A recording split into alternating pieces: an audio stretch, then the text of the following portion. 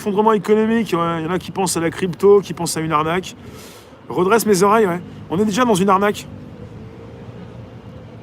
On est né dedans. Qui c'est qui a pas laqué? On est né dedans.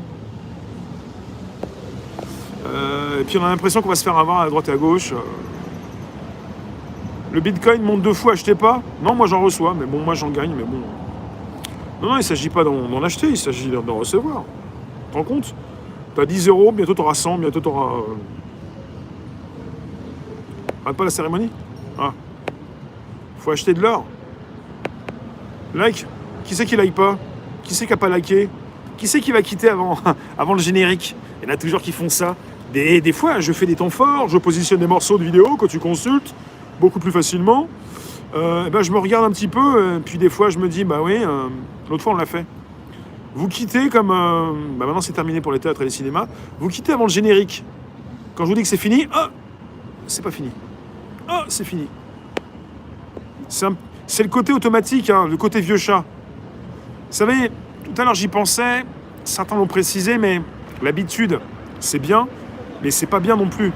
C'est-à-dire, pour ceux qui ont déjà fumé, le pire, c'est l'habitude qui vous reste. Moi, je sais pas ce que c'est, j'ai jamais fumé. Je fumerai jamais. C'est-à-dire que arrêter de fumer, c'est compliqué parce qu'il y a l'habitude après, de la clope.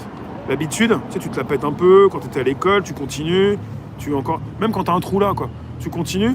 Mais le côté où je me croyais beau gosse, le virtuel, c'est pas au point. T'as vu ça, Nathalie? Et le côté aussi, c'est le corps lui-même, il est sevré rapidement. Et au niveau des habitudes, comme des vieux chats ou des jeunes chats, on a tous une habitude. C'est bien et c'est pas bien. L'habitude, c'est que, au son des sirènes, à la vision des panneaux, vous vous comportez comme vous vous comportez. Ça me fait penser aussi à ce film des années 60 qui m'a vraiment bien marqué. Vous peut-être. Ce film s'appelle, adapté d'un bouquin, La machine à voyager dans le temps. D'ailleurs, vendredi, on va faire un spécial voyage dans le temps. C'est vendredi.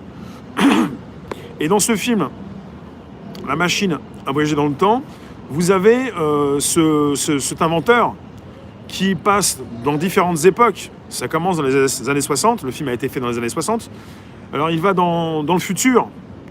Et dans le futur, il s'aperçoit, par rapport aux époques, que le monde a bien évolué et qu'au final, au niveau des guerres successives et des sirènes, l'habitude était toujours là.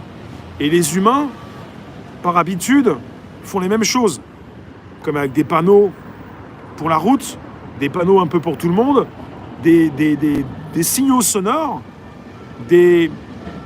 oui, Tony, des sonneries, des klaxons.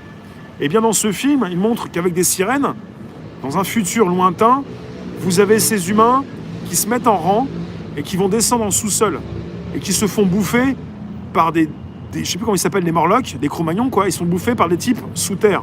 C'est une allégorie. C'est un conditionnement. Et au fil du temps, il s'aperçoit, dans ce monde futuriste, au départ, il pense que c'est un monde idéal où vous avez des jeunes filles, des jeunes femmes, plutôt jeunes femmes, des jeunes hommes qui vivent bien, quoi. Mangent des raisins, un peu comme à la romaine. Et puis, à un moment donné, il y a je crois que c'est une femme qui tombe dans l'eau et qui coule. Et personne pour la sauver. Personne pour la sauver, c'est ce qui se passe actuellement.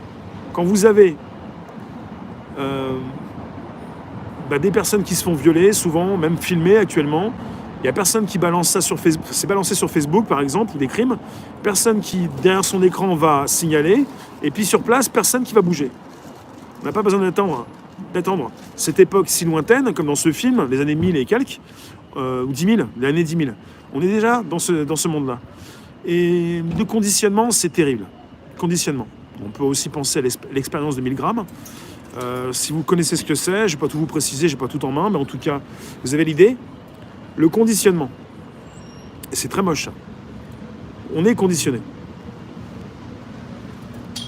On vit en meute, en groupe, et en troupeau.